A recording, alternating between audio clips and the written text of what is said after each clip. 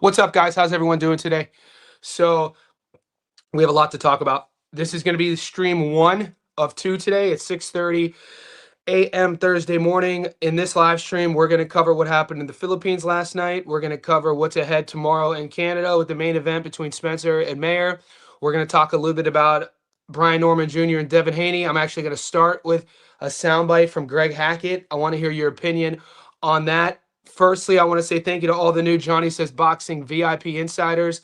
The channel is growing. Our membership on YouTube is directly connected with our Discord membership.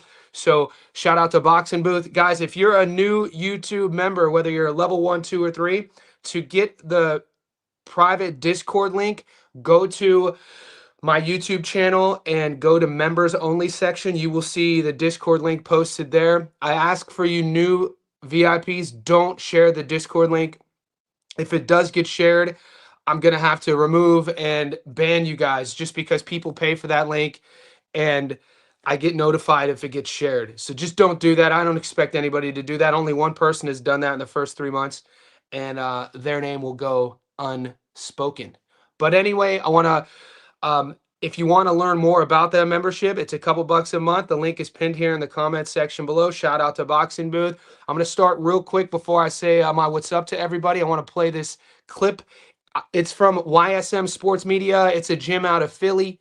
And this is going to be Greg Hackett talking about his breakdown of how he sees Devin versus BNJ. And I want to hear your thoughts on this.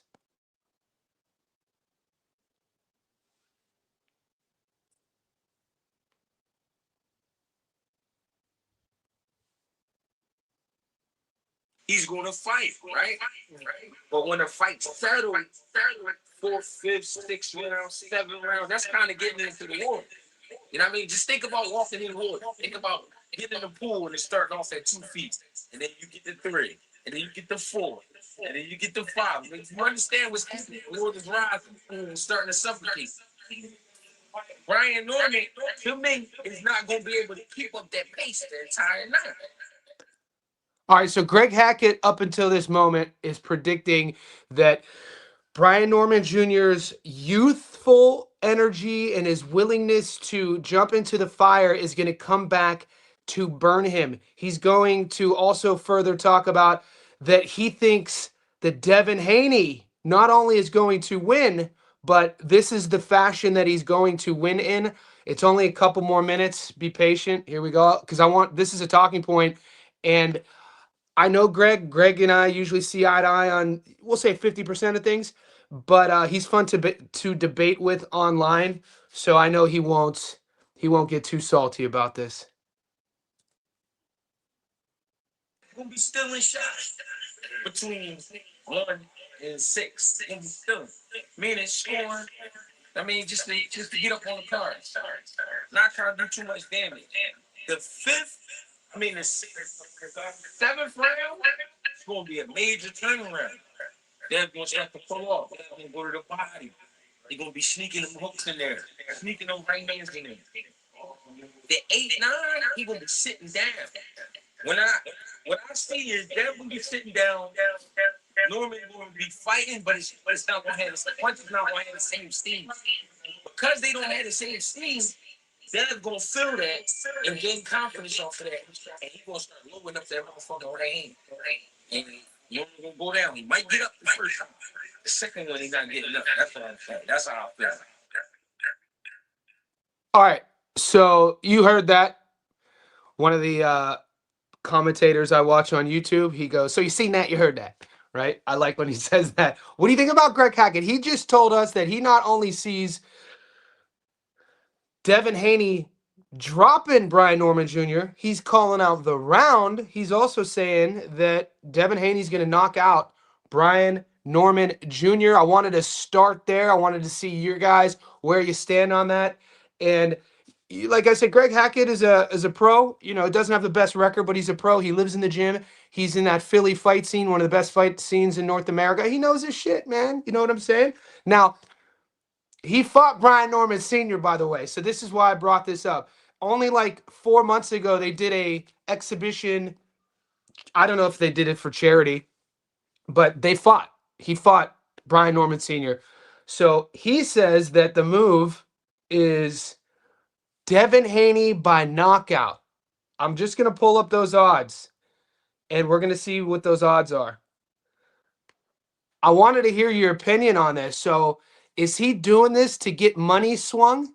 Because this was my initial thought. I was like, oh, Greg is doing this to get money swung in one way or the other. And then he's going the opposite, right? So, let's see it. Because I'm sitting here like, I had to run it by you boys first and see what are your thoughts on it. So, he's saying Dev isn't only going to win. So Dev's the dog. Dev's a $2.10 dog. He said Dev by knockout. I mean, when's the last time Haney knocked somebody out? This is where I stand on this. And it's good that we're gonna have this receipt. We're gonna have a soundbite for this because we could revisit this.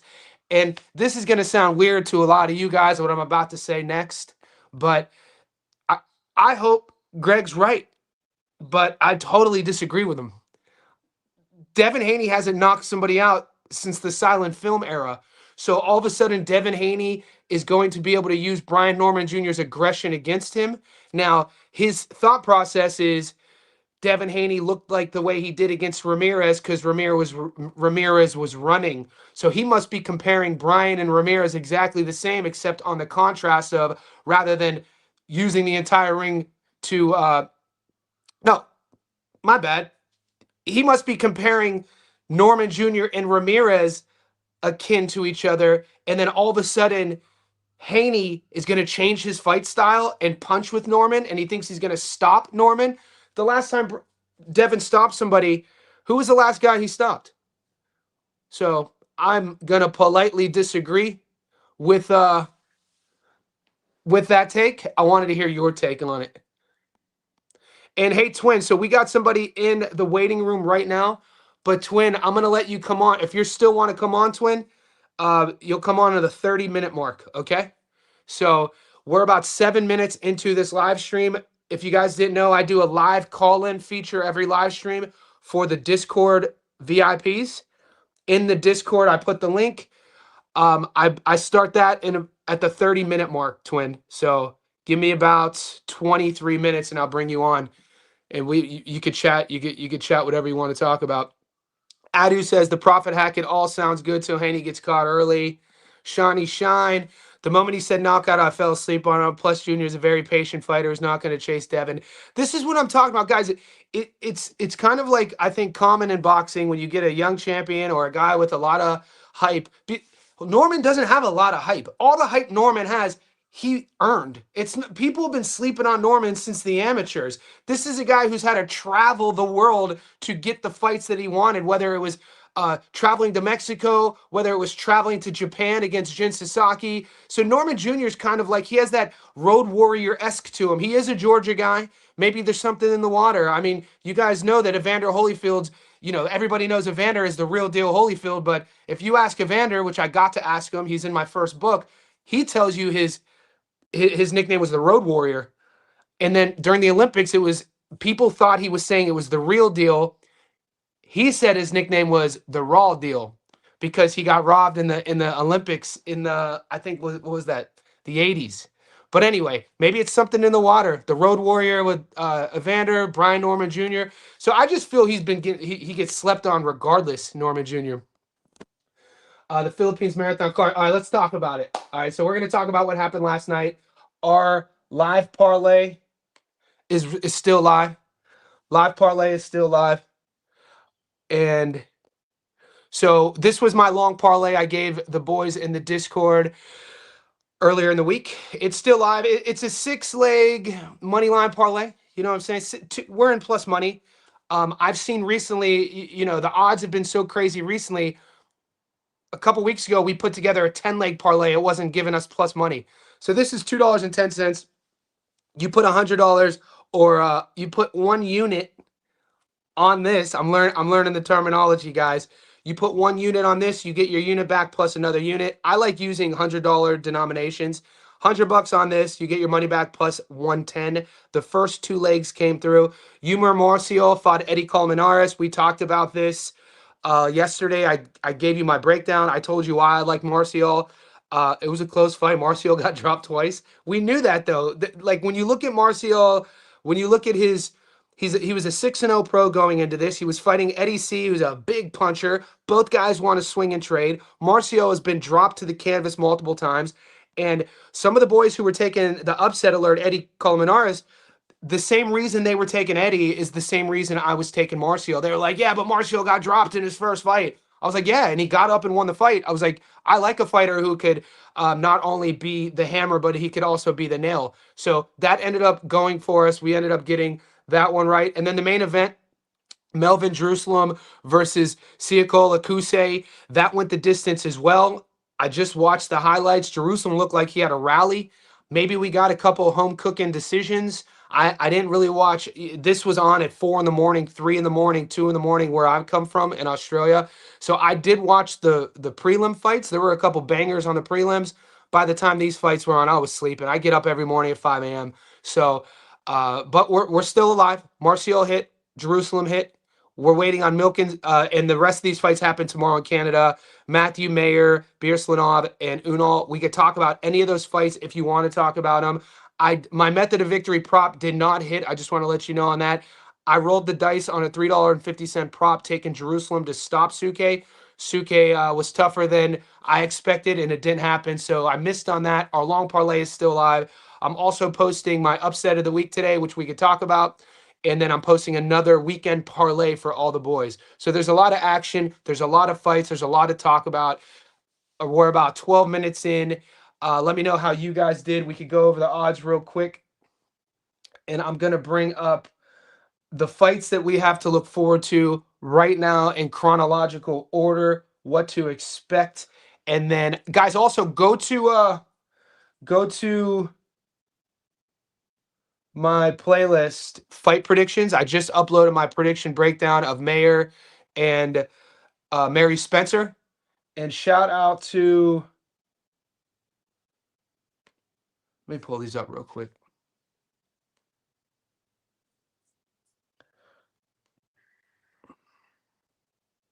Okay, here we go. These are the upcoming fights. I want to give a shout out to, he's one of our VIPs in the Discord. So he gave me the idea. I didn't know that some of you boys, look, I've never been into a Discord. I've never been a member of a Discord. I didn't know how Discord works. And I only launched our memberships 3 weeks ago. So I got a message from user D's. So shout out to D's. D's messaged me and he said that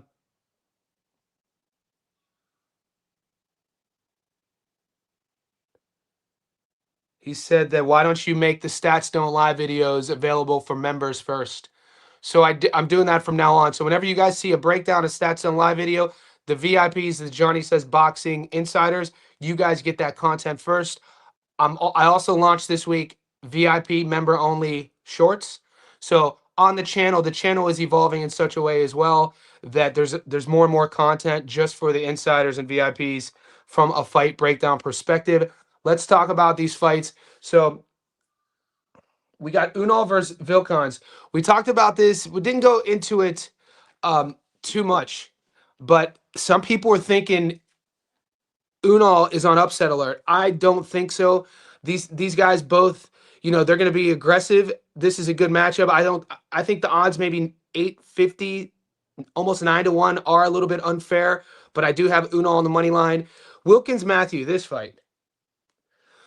So this is the one. Look, if you guys say Shaquille Finn is could beat him, I'm not gonna argue too much. I do have Wilkins Matthew on my parlay. Is this more close to a 50-50 fight? I actually think so. I think these odds are a bit wide. So if you're looking for an upset alert, I'm not mad at you if you're taking Shaquille Finn. I'm not. That's not the play I'm going with. I like Wilkins Matthew. He's 20, 21 years old. Shaquille Finn's 35, 36. Shaquille Finn, good resume, gritty, real veteran. I think his best output, his best outcome was a draw against Eric Bazignan. You guys will recognize Bazignan. He had a fight with Munguia not too long ago. With Wilkins Matthew, this guy has, good power, good hooks, good movement, good feet. His handlers, I feel, are doing him a justice by stepping up, by seeing where he stands with this matchup. I like Matthew here, But, there's a lot of rumblings that Shaquille Finn is kind of a sexy pick at the moment regarding an upset alert. Not my pick, though. Big Shadow says, "Are we getting paid this weekend?" Hell yeah. You know it. You know I would. I took the distance with Wilkins money line. I'm also Wilkins point. There we go. I like it, Sean. I like it. Every time I read your screen name, I think of, oh, whoa, big, who wanna fuck with us? Ashton the Ashton. Sean took the rap for Puffy. You guys know the story. He's like a diplomat now.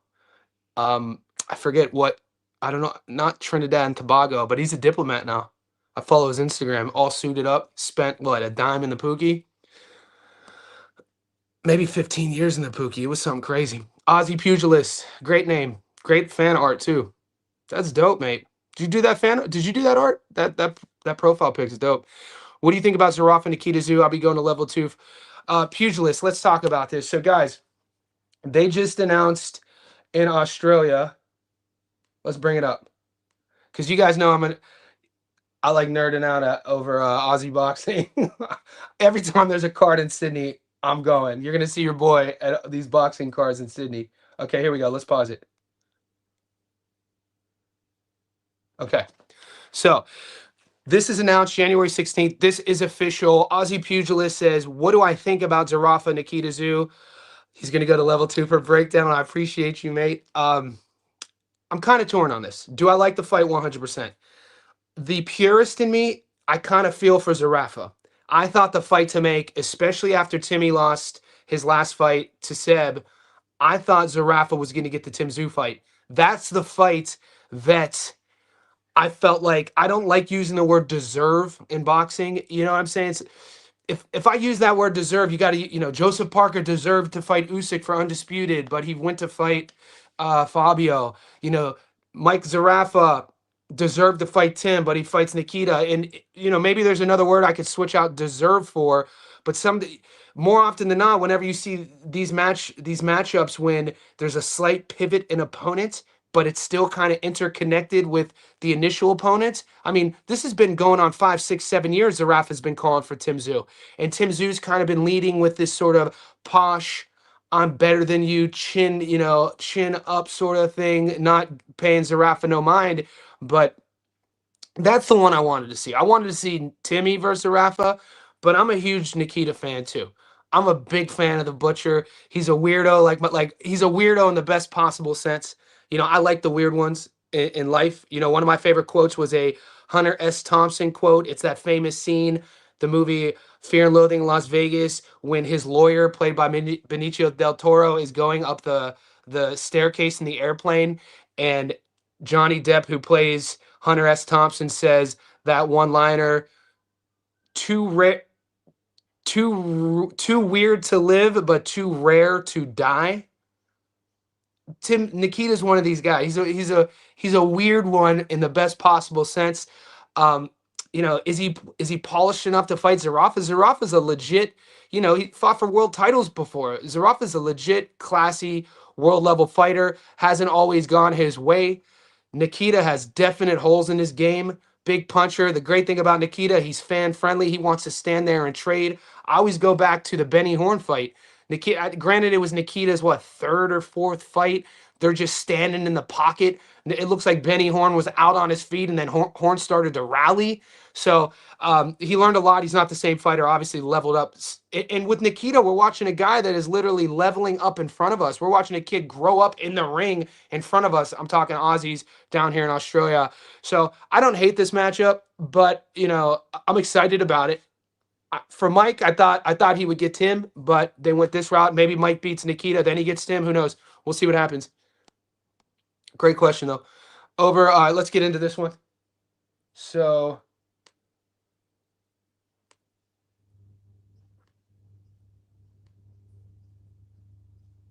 I can't wait. I can't wait for Hiroka GAR, boy.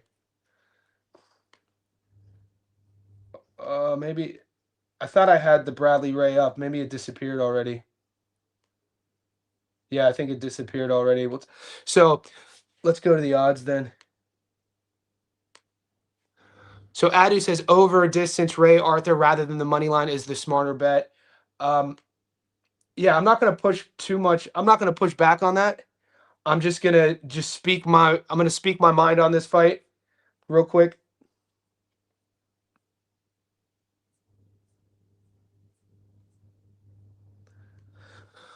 Look, guys, I'm being as honest as possible. If you're in the Discord, you'll know I haven't like I'm not a very confident over and under better. I'm more of a, I hit a 30-1 last week. I like the money lines, right? Even like yesterday, I try to get sexy with the outcomes. Every now and then, I'm probably 50% over the last 6 months of picking outcomes. Will they win by decision? Will they win by knockout? But on the money line, if you take all the bets, I'm probably between 80 and 90%. I've been finding a lot of luck lately as well, seeking out dogs. I've only been doing this for about a month. I've only been consciously writing down, I'm old school, consciously writing down all the fights and then asterisking them with the odds, who's on upset alert, who, and then focusing on that one fight and be like, all right, this is the one I'm going to put my name next to. Bilal Fawaz, we put our name next to him. That was our upset. Shout out to Nick Kameda versus Casimero. That was our upset. This week, this is my upset. I like the odds. I like Lyndon, and it's not just the odds. I like Lyndon Arthur at 270 to um,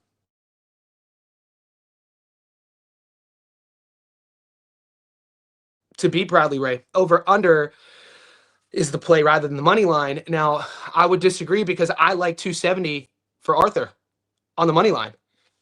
I like the odds. I like the matchmaking. I like Arthur's pedigree. I like who he's been in there with. I like his style. I like his body punching. He's going to be the bigger guy. This dude went 12 rounds with Bivol and was there at the very end. We know he's coming off of the Anthony Yard loss. Going into the fifth, sixth round, I had Arthur up 4-1. So I don't know. They had met 2 times before.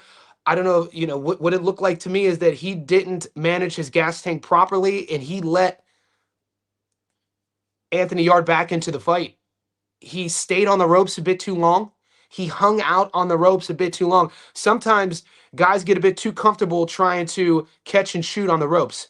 And, it's not the best optic for judges. It was a very close decision. I'm not mad at that because I took Anthony Yard and I got cooked that whole fight card. If you guys remember that fight card, we got cooked. That was that was when CBS dusted Brandon Glanton.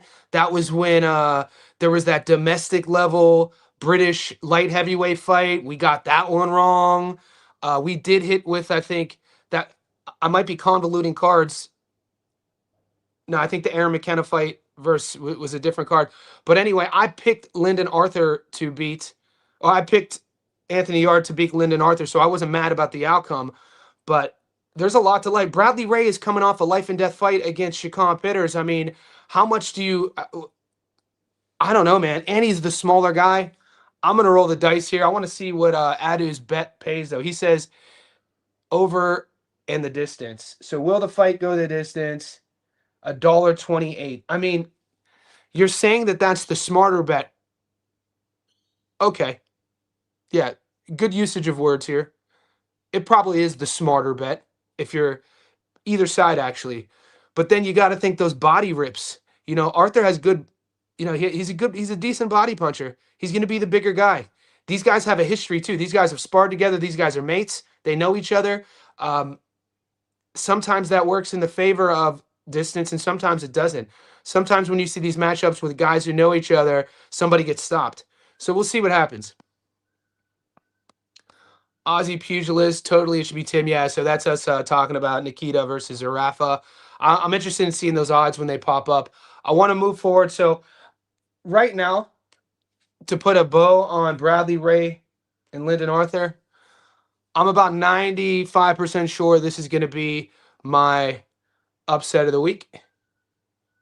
And shout out to Tito. Yeah, Belize. That's where Shine's from. He's all suited up, a diplomat. Yeah, so he's a good follow. Good story. What a voice, man. Jesus. I remember when I first heard that song when I was a teenager, everybody thought that was Biggie. They couldn't believe it was this sort of like smaller type of dude with that voice. And then he got sent to the clink for a dime because cause of J-Lo. Hey ho. One of my favorite one of the things people forget about is, I'm not a big I guess I'm not a fan of celebrities, but I'm a fan of moments. You know what I'm saying? So I'm not a fanboy of even athletes, but I'm a fan of moments. And there was a moment in time where Jamie Foxx was the funniest stand-up comic out. And he did, when I was young, he had one comedy special. It was absolutely from start to back. If you guys didn't see it, one of my favorite comedy special. I put Jamie Foxx's comedy special up with like Bigger and Blacker from Chris Rock. I put it up with the original Kings of Comedy. I put Jamie Foxx's OG right up there with Cat, one of Cat's earlier ones. But Jamie Foxx was like, this was probably like 90, maybe 2099. He was talking about Jennifer Lopez. He's like, everybody calling Jenny from the block, J-Lo. J-Lo. She ain't J-Lo. I knew that bitch when it was, hey, hey ho, hey ho.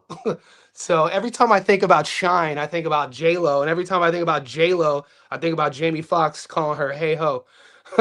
But I digress. So let's go on to the other fights. Let's stick to business here. We're approaching the 30th minute. If you guys now for the boys who want to call in, anybody who wants to call in, you have the link in the Discord. You guys can call in. I'll bring you on. Okay, so anybody. I'm gonna just reel these off. I'm gonna tell you who's on my long parlay. You tell me if you want to push back on it. Mehmet Unal versus Ralph Vilkins. The resumes are pretty interesting. Unal's a big favorite here. He's the A side. Vilkins has a punching chance. I got Mehmet Unal here. Wilkins Matthew versus Shaquille Finn. I said this earlier. I feel Shaquille Finn at almost a 4-1 dog is a bit disrespectful. I think this is more closer to a 50-50 fight. Like I said, if I wasn't taking Lyndon Arthur to beat Bradley Ray as my upset of the week, I would probably go with Shaquille Finn, but I'm not. I like Wilkins' energy. I like his youth. I like his offensive bag. I like his arsenal. I like his trajectory. I like the step up in opponents. I think he's going to shine. I think what Shaquille does well versus what Wilkins does well, I think Wilkins will be able to neutralize Finn, and I just don't like the odds here. So I did throw Wilkins on a long parlay. Didn't invest too much in it. I gave you guys that long parlay. It's a 6-leg, pays about $2.10. So the next fight, this is a fun fight. If you want to see a fight between a former world champion and a guy that is not a mainstream name or a household name, but is a really talented guy, Arthur Birslanov, he is ranked at 140. He is ranked above Andy Hiroka. He's ranked above Gary Antoine Russell. I think he's ranked number 7 in the world. Who knows how BoxRec does their thing? All I'm saying is he's a dog, and he's fighting Sergey Lipnitz. Lipnitz at 8-1. I could see it. Lipnitz is 35, 36 years old. He's a former world champion. The average boxing fan will know Lipnitz, unfortunately, as the first champion that Jaron Ennis beat. So that's probably his claim to fame by the casual. But Sergey Lipnitz, legit former world champion, a bit long in the tooth now. This matchup is made for Birslanov to have on his resume a former world champion. It's a fun fight, though. It's an interesting fight. It's a showcase fight. I'm going heavy on Wilkins. All right, GK. We don't always see eye to eye, but when we do, we be going heavy. So we'll move on. In any of these fights that I'm saying, if you guys want me to pick on one and we can bring up box recs and resumes, let me know, okay? Now, I didn't put action on Chris Guerrero here. He's fighting Herrera. I don't like the odds. I'm not saying the odds makers got it wrong. It's just that over the last few weeks, over the last month or so, a matchup like this, I avoided putting it on my long parlay. People, the Discord, you boys don't miss anything. So people picked up on that. Why didn't you put Guerrero on your long parlay? All I said was I didn't like the odds. I'm not saying Herrera's going to beat him. I just don't like the odds there, so I just left it off. $1.06, not a lot of juice there. Okay, Mary Spencer versus Mikaela. Now, this is a fun fight. This is a fun fight for a couple different reasons. Now, I think it was Adu who brought up in the chat a very important point. He wasn't talking about this fight, but he brings up a very wise betting philosophy. He said in the Ray Arthur fight, the smart bet is the distance, right? This is a wise perspective to have when you're looking at where you're going to put your money. The smart bet, right? Mary Spencer versus Mikaela Mayer. I have Mikaela winning. She's trying to be a 3 division world champion. Give me 1 second. I'm going to just highlight this real quick. Spencer, because this will be a talking point, versus Mayer. Okay. So I put my breakdown analysis and prediction up. It's on the fight predictions playlist. Some of the facts about this fight. Spencer, even though she's a 5-1 dog, she's the A side. She lives in Montreal, Quebec, Canada. This card is in Montreal, Quebec, Canada. It was built around her and Mikaela. Mary is 40 years old. She has a 60% career knockout to win ratio. She is the natural 154 in the women's division. There aren't a lot of, I think there's maybe 90 fighters in the world who BoxRec has ranked at 154 pounds.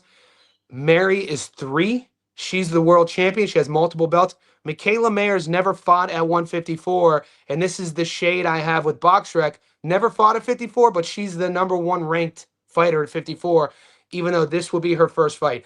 Mary Spencer's the older fighter. She's going to be the bigger fighter, though. She's going to have a 2-inch height advantage. She's going to have the power advantage. She's going to have the size advantage. She's going to have the physicality advantage. All that aside, Mikaela, hands down, better boxer, technically more sound, better speed, better output, better punch placement. She's just the better skilled fighter.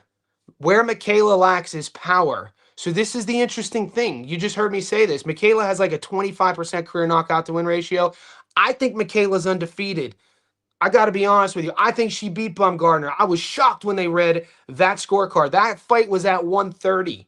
And then she has one loss at 147 to Natasha Jonas, which was another decision where I'm like, it kind of left me scratching my head. So I'm not trying to be controversial when I say that I think Mikaela's undefeated for the sake of, being a fan. I'm not a fan of any of these fighters that I'm talking about. I'm a fan of the sport. When you do your film study and watch the Bumgardner fight, I thought Mikaela won that fight, and I think there's an argument that she beat Jonas. That being said, where she lacks is the power. 25% career knockout to win ratio. She's the one coming up from 30, 35, 40, 47. This fight's at 54. So you just heard me say Mary has all the physical advantage, the size advantage, the power advantage, the naturally bigger girl. And you also just heard me say Mikaela really doesn't have pop. I don't know how much of it is she doesn't sit down on her punches, but whatever the case may be, I'm going, I got Mikaela winning this fight. I want to know how you guys see it going. Um, Let me see what Breaking Bad's up to real quick. Breaking Bad, though Ryan is naturally bigger, Meyer is still stronger, physically imposing on tape. Yeah, but the thing is, Breaking Bad, when you're watching the tape, what tape are you watching? Are you watching her last 2 with Sandy Ryan? Because you do have to take in consideration Meyer, as you said, Meyer is still stronger and physically imposing on tape. She's stronger and more physically imposing against smaller women. You know what I'm saying? So you do have to, she's doing that. If you're talking about Sandy Ryan's a very fit, athletic, strong girl too. So are you talking about those fights at 47? Are you talking about the Jonas fight at 47? Or are you talking about the fights at 40 or even 30? Because this will be her first fight at 54.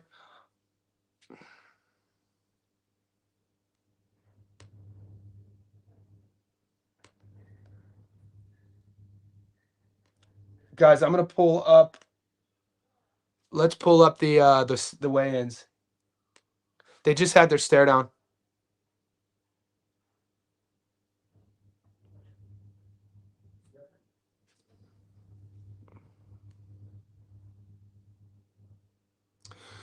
So Mayer the Mud Shark.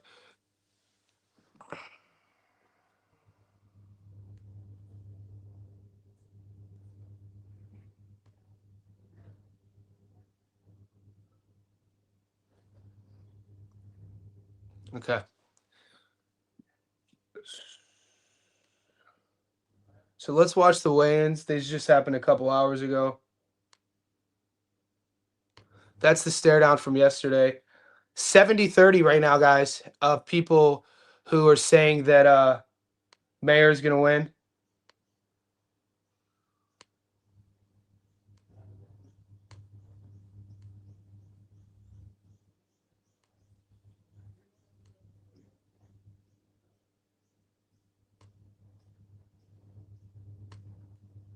That's the stare. All right, here we go. So already, yeah, you can see the 2-inch height difference. And these guys have a history. So it's not like the reason on my film stud on my breakdown I didn't talk about psychological advantage. I usually do. I usually will go into who has the mental advantage. I don't know who to give it to here. I don't, there's no way a 40-year-old Mary Spencer is intimidated by Mayer. Mary, and this is why if you guys are sprinkling, if you watched all of Mary Spencer's interviews this week, she says this is a gift. She says that her fighting Mayer with this feature with the headline is a gift.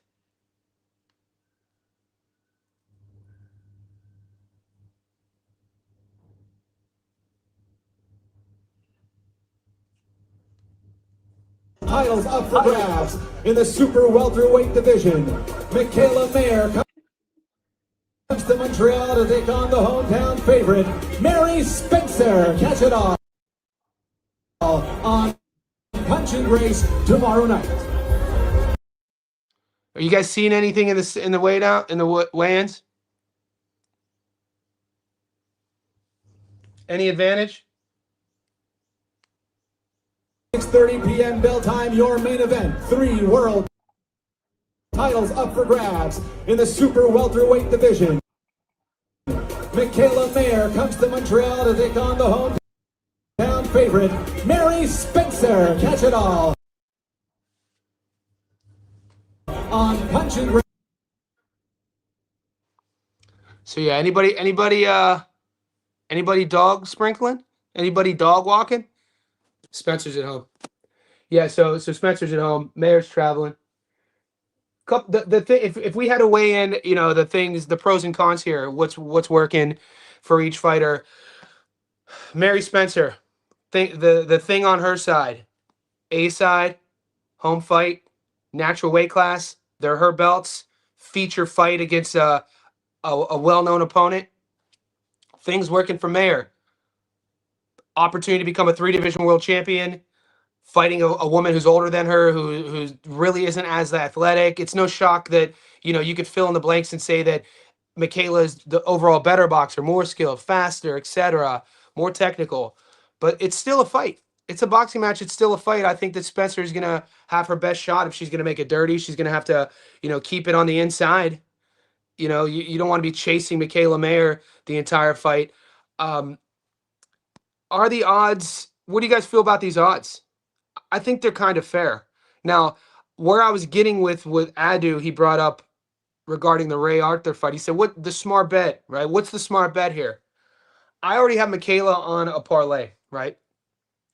So traditionally, shout out to my boy Tommy Ranone. Tommy Ranone's my guy. Tommy has that show with Paulie Malignaggi, and they do what I do, right? Tommy's a former fighter, decent, good pro. I think he was 20, maybe 24-8, 24-6. That's not my point. Last week, and we talk all the time via voice notes, I told him, I was like, bro, you got to stop double dipping. You got to stop double dipping because the last few weeks on his parlays, on his bets, he would put the same fighter on multiple parlays. And, a couple times as of late, if that one fighter loses, Joseph Parker, all of your tickets are dusted. So my point, my talking point is I don't double dip. So I do have Mayer on my long parlay from last night, which we're still live. we hit the fights in the Philippines. But I'm not the type of guy to take, if I'm going to bet again, I'm not going to double dip on Mayer. I would then look for an outcome, like a fight not to go I think the play here is the fight to go the distance. I don't see either girl stopping each other. But then, it's only a $1.20. The $1.20 pays more than Mayer on the money line. So then I could then build a parlay, a sneaky Canada parlay around, will the fight go the distance? Yes. And I'm getting better odds than Mikaela on the money line at $1.15. So I think in terms, if we wanted to build like a method of victory parlay or a prop parlay, we would take, I like this fight to go the distance. That's $1.20. We'll do this. We'll do it real quick. My dad used to call it scrounging. As a passion project, my father would uh, refurbish old antiques. Him and my mom had on the weekend they would refurbish like oak and stained glass and collectibles at this flea market when I was a kid. And guys would go into these old vacant homes and present to my dad certain things, trying to get my dad to buy them from them. And my dad called it scrounging. He'd be like, "Yeah, dude." One of his boys, one of my dad's close mates who would scrounge was a guy named Pumpkin.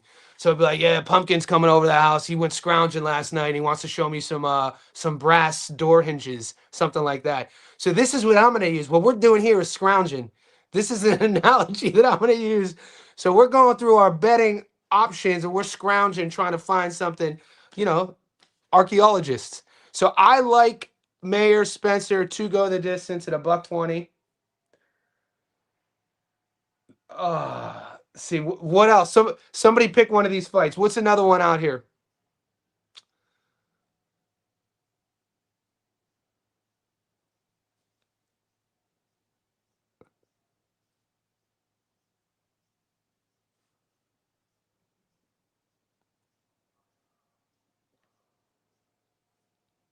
Guerrero, Herrera, Spencer,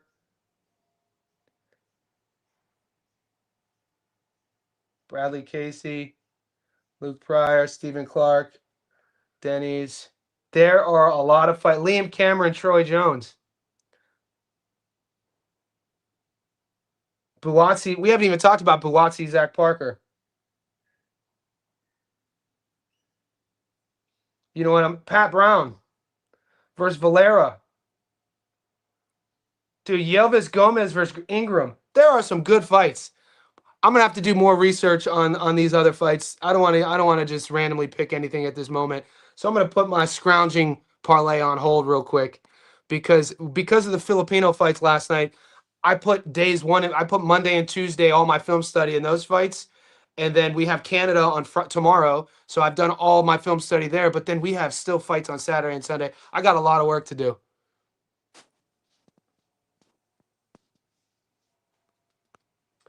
I triple dipped on Jerusalem. He got me sweating. Yeah, so I miss my prop bet of the week. Took a risk at 320. Took Jerusalem to win by stoppage. Didn't hit, but we got the victory. Yeah, I was sweating. Some of those scorecard. I mean, did we get a gift with we hit on both fights, but damn, some of the scorecards were all over the shop. I was sleeping though. Zach Parker on points. You got Zach Parker on points. You think Zach Parker is that a hot take? Zach Parker to beat Liam. No. Zach Parker to beat Buatsi. Wow. Interesting. I don't see it.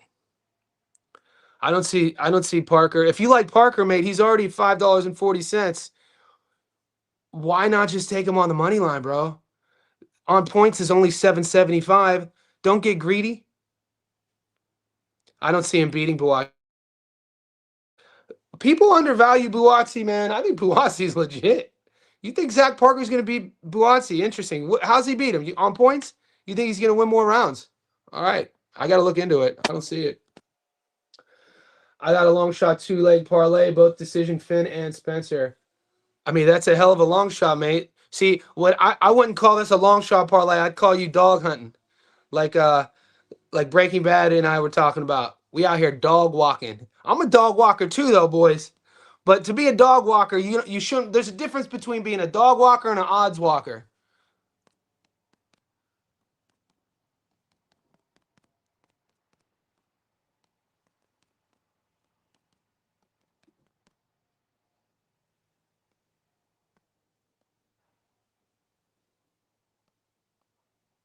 All right. Big difference between dog walking and odds walking. So I talk about this quite often. I'm not ever going to put even $1 on a fight just because the odds are 9-1. I'm not even going to put a quarter on a parlay because I whipped up a parlay because one's a 9-1 and one's a 5-1, and I'm going to put $1 on it. That's how I'm not an odds. I'm a dog walker, meaning that I'll take more energy and I'll look at all of the fights throughout the week, and then I'll see where the odds maker got it wrong.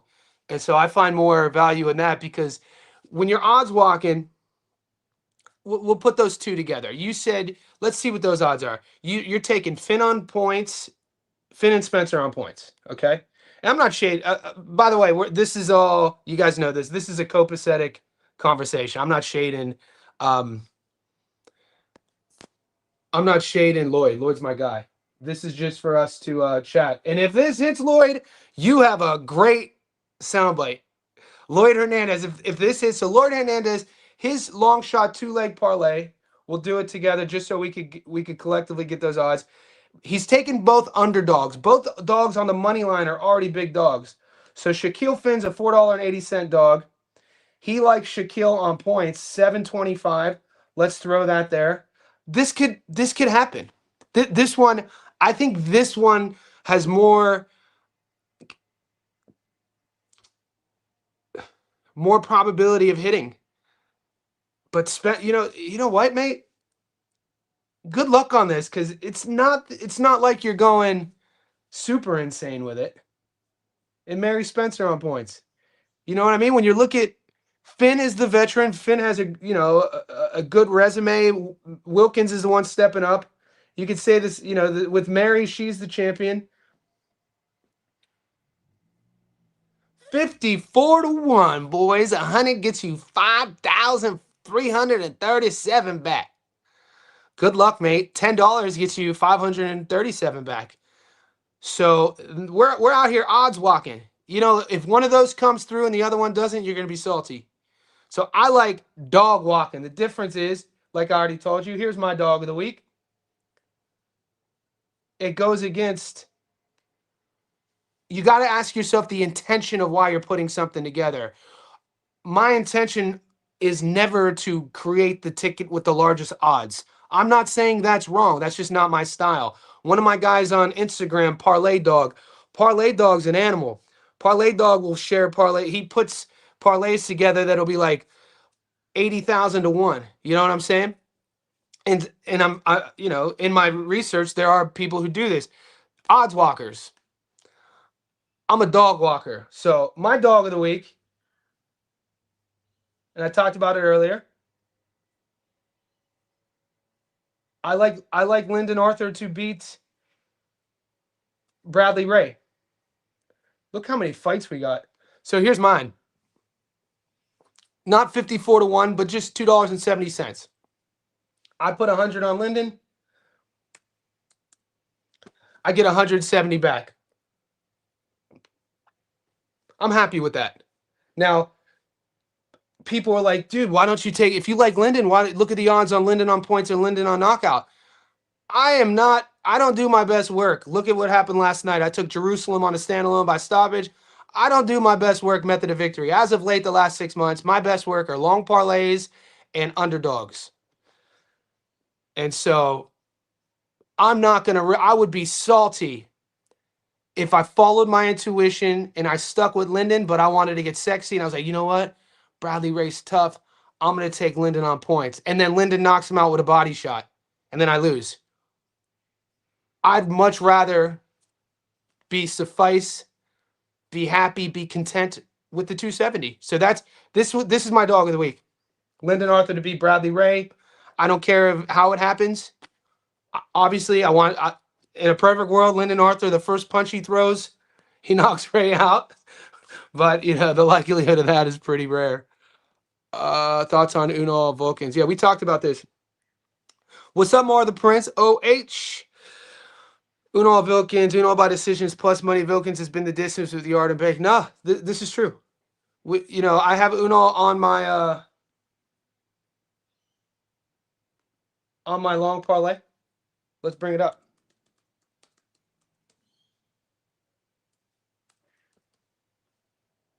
Let's bring the boys up.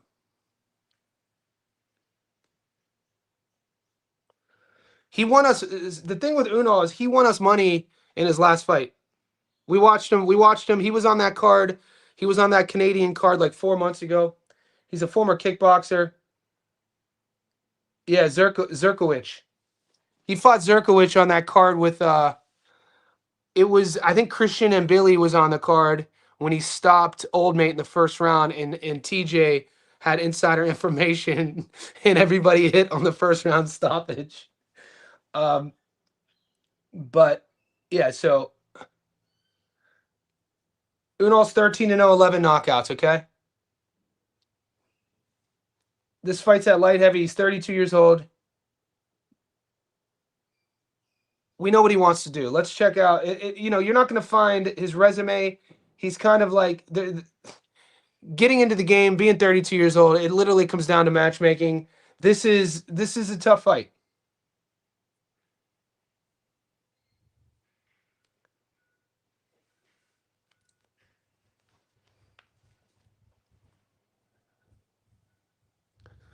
(18-2), 7 knockouts. Latvian. He's a Latvian light heavyweight. A little side quest for you guys. Go Google Latvian women.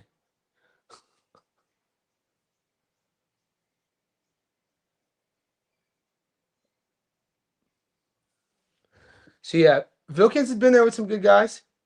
He fought Yard, he fought Bank, got dropped against Yard. No shade, went the distance with him. Only 2 losses.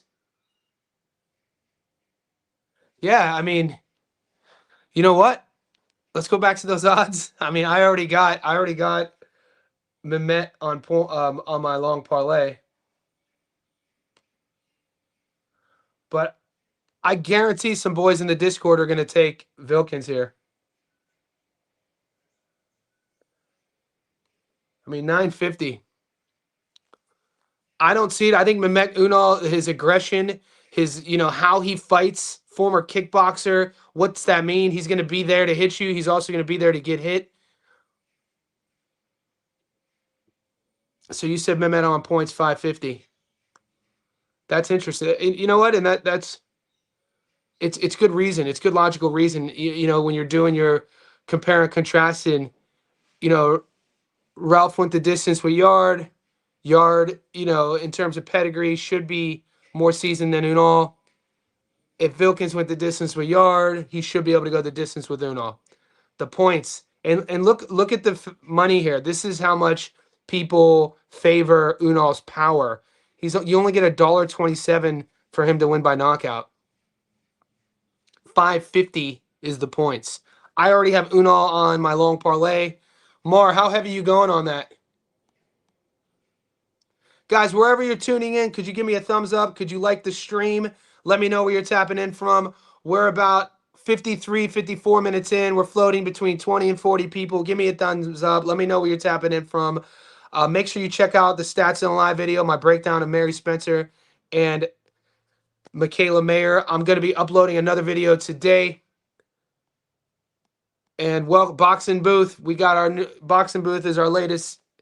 Johnny says VIP in the Discord. He says, I fancy Cameron, not that impressed with Jones, to be honest.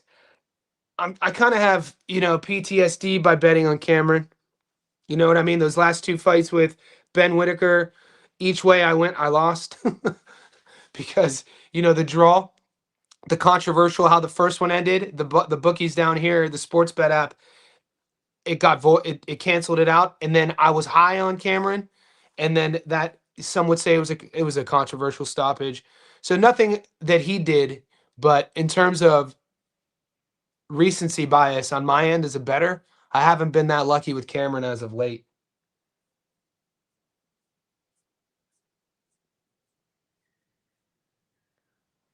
Good value either way you go here, though, Booth. Good value either way you go. The money, the bettors, pretty much a 50-50 fight. Couple cents either way, separating the boys. Let's see what Troy Jones has been up to.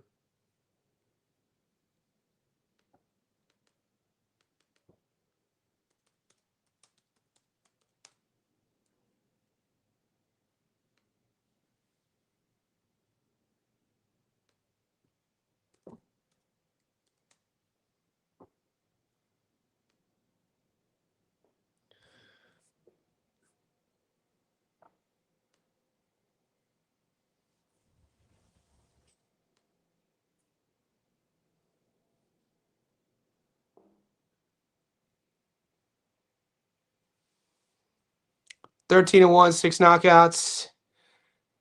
This will be his 15th fight. Birmingham. Calls Birmingham home. Leon Edwards.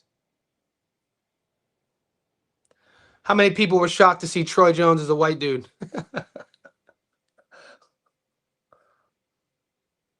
Okay, here's what he's been up to. Lost to Ezra. His only loss. So you're saying, let's see Liam. After we check Liam's box rec to let everyone know what he's been up to, we're going to see where the odds makers have this. 23-7. We're going to see the method of victory real quick. This is one of these sort of fringe British level fights that traditionally, guys, I kind of avoid. I'm not gonna sit here and tell you I'm gonna go heavy on this fight. I didn't put this fight on my parlay. I'm not gonna say Liam Cameron's on my no bet list, but he's close to being on my no bet list. Nothing to do with him though. 3-7. He's been stopped once.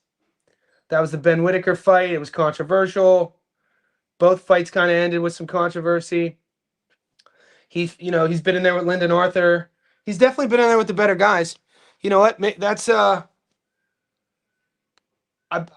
had his Instagram up the other day. He looks fit. Did you guys? He looks like he's from Dagestan now. Let me show you something.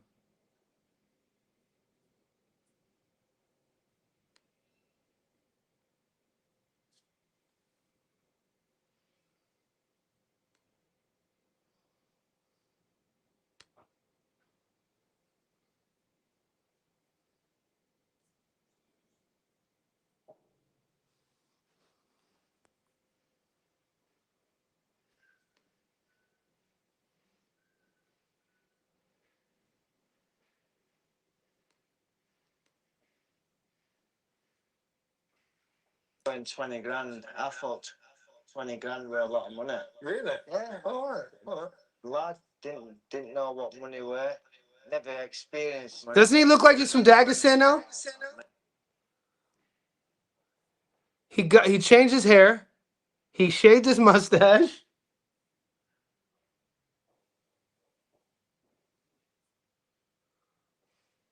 Is this a glow up or a glow down? What do the young bucks say? Is this a better look for Liam?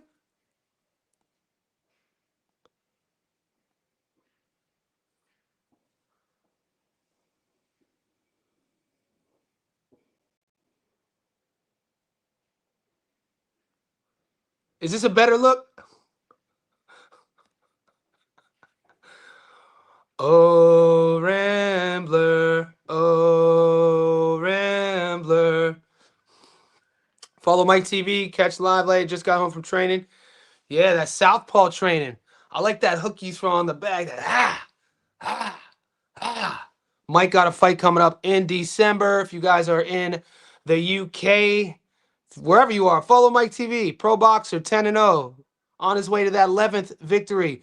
Mike is only 1 or 2 fights away from getting a big fight opportunity. Keep fighting, Mike. Keep punching. Keep training. You never know who's gonna call. Never know who's gonna call. You always got to stay ready too. And it's not just your body you got to keep ready. You got to keep that ready. Always keep that mind ready.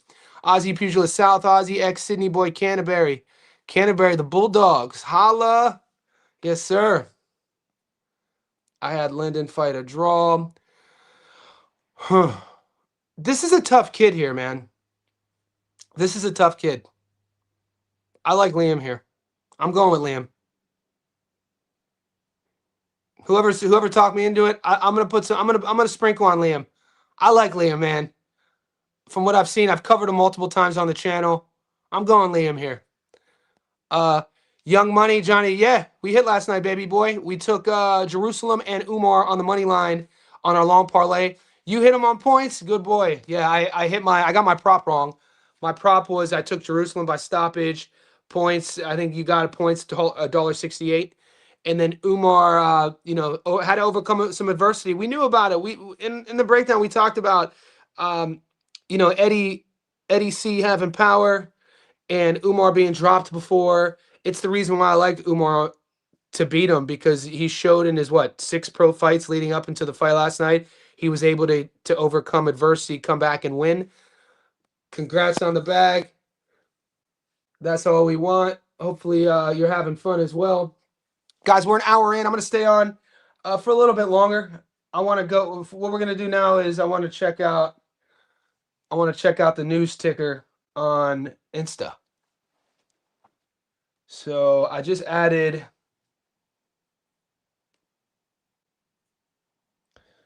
Okay. What do you guys think about this card?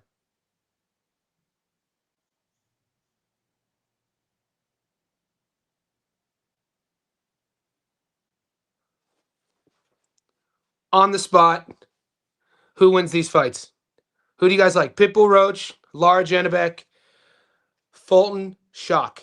Go. Who wants to come on real quick? Anybody want to come on and give me their top who wins these fights? If you're in the Discord, click the link. Come on real quick. I'm gonna stay on. We have it's 7:30 in the morning here.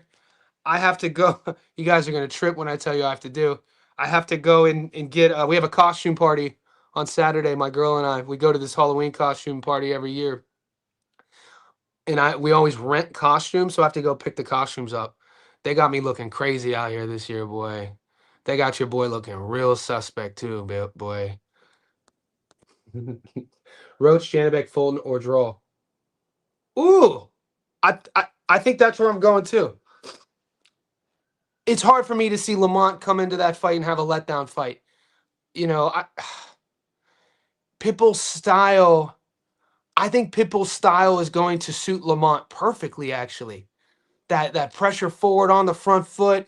Pitbull throws his hooks. There's a thing when you watch Pitbull's tape. There's one thing, and who the hell am I dissecting the technique of a former world champion? That's not what I'm trying to do here. If you didn't know, I am a coach. I do coach boxing. I don't coach pro fighters. I teach it from the ground up. My point is, I'm a nerd of the minutia, the technique of the sport. So what I tell new boxing clients, I have a kid named Eric who's 29. He works in the corporate world in Sydney, and former rugby player.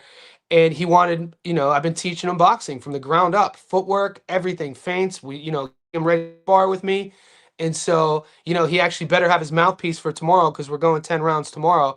But I always tell him there's fighters who are pros, who are world champions. One of my favorite thing about boxing is nobody has everything figured out. There's not one fighter who's 100% technically sound. There are always areas in one's technique that you could work on and improve.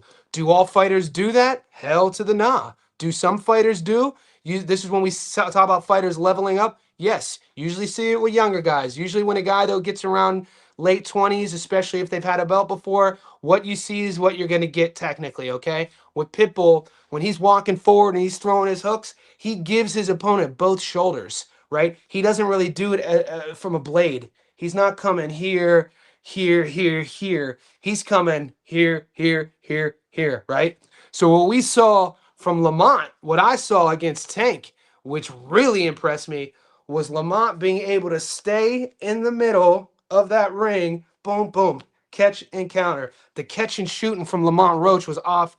I wasn't expecting that. That was a dial up for me. That was a level up. Maybe that was me underselling Lamont. And I'm not a Tank fan. It's not like I went into that fight a fan of either guy. I'm a fan of the sport. And watching how comfortable. Now, Tank doesn't have the best volume. He's not a big output guy. He's an accurate puncher. He's looking for a shot. So this matchup is totally different for Roach.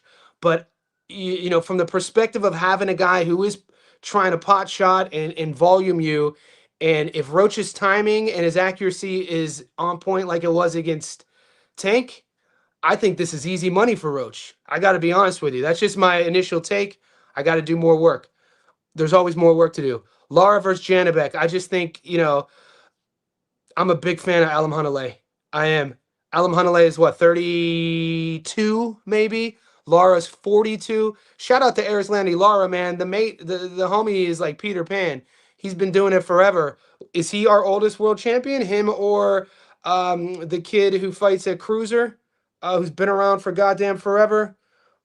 He might be out. I think he's 42 as well. Maybe light heavy. Fulton Foster. I like Shock here. I like, Steven did impress me watching Fulton handle Figueroa the way he did, especially coming off the performance against Inoue. I thought Fulton was done. I mean, I'm not the only one who's going to sit here and say that there's a lot of people who wrote Fulton off, but to see Cool Boy come in, how he came in against Fig, with the Timberland. Fulton, he had the Timberlands on, barbecuing. You ever see the bit with Cedric the Entertainer on Kings of Comedy when he was talking about golfing? He was like, we would be out on the golf course, wrong. Golf cart all tricked out, wearing Timberlands, barbecuing, asking people to borrow their car to run to the stove. That whole bit. So when Fulton came out, and then he had the performance that he did, I was like, holy shit, man, this dude is still switched on. He still wants to be a world champion. Granted, it was against Brandon Figueroa, former world champion. I don't want to talk about him. But I think Shock is more well-rounded. I think Shock is a bit more, I think, man, I like Oshaki Foster in this one. Badu Jack. Thank you, more.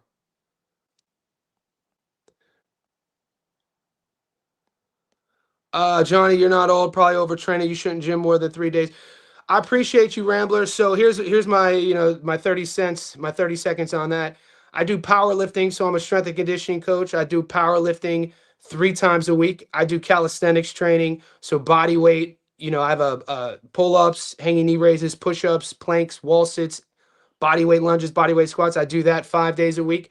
I box, I shadow box and hit the heavy bag twice a week. I spar 2 to 3 times a week. I do about 3 to 4 hours of my own version of yoga every single week. So I live at 43 years old, knock on wood, no pain, no injuries. I don't take supplements. I don't have any addictions other than boxing betting. You could call it addiction if you want. I call it a passion. And I don't eat processed foods. I don't eat fast foods. I only drink water. I don't drink alcohol. I don't smoke. I, got all that shit out the way in my mid 20s. So at 43 years old, man, my mindset as well is like I've never had a prime, which that's 100% my mindset. If you read my second book, I use this acronym ISD1MF. It's still day one, motherfucker. It's in my book. It's still day one, motherfucker. It's my mindset. If you go into whatever you're trying to do better with the mindset that, oh, I'm already the best. I've already done this. I've already done this. You're already telling yourself you can't level up. But if you could be 10 years in the game and anything that you do and go into each day like this is my first day with that mindset, you have all that room to improve. So my mindset is on that. I've never had a prime in anything. I've never hit my full potential in anything. At 43 years old, my mindset is like Rocky and Rocky 1. When Mick, halfway through the movie, Mick goes up to Rock's apartment after news broke that Rock was going to fight Apollo, and Mick is trying to coach him now after he shaded him for the whole movie. And Rocky hits the door. Prime? What about my prime, Mick? I ain't have no fucking prime. That scene right there, boy. Woo! That don't give you goosebumps. I don't know what will, but what about my prime? That's how I feel. I ain't have no fucking prime. Can't wait for those. Tiger Johnson, Nick Floss, Brian Norman Jr., Devin Haney. Ooh, it's coming, boys. There's a storm coming. There's a storm coming. Badu Jack was the old head. That's right. One of the best transplants I've seen. Appreciate you, Rambler. Guys, I'm going to lock it up. Do you mind if I lock it up? I don't mind. Do you mind if I lock it down all through the night? So I'll see you guys in the next one. Be good.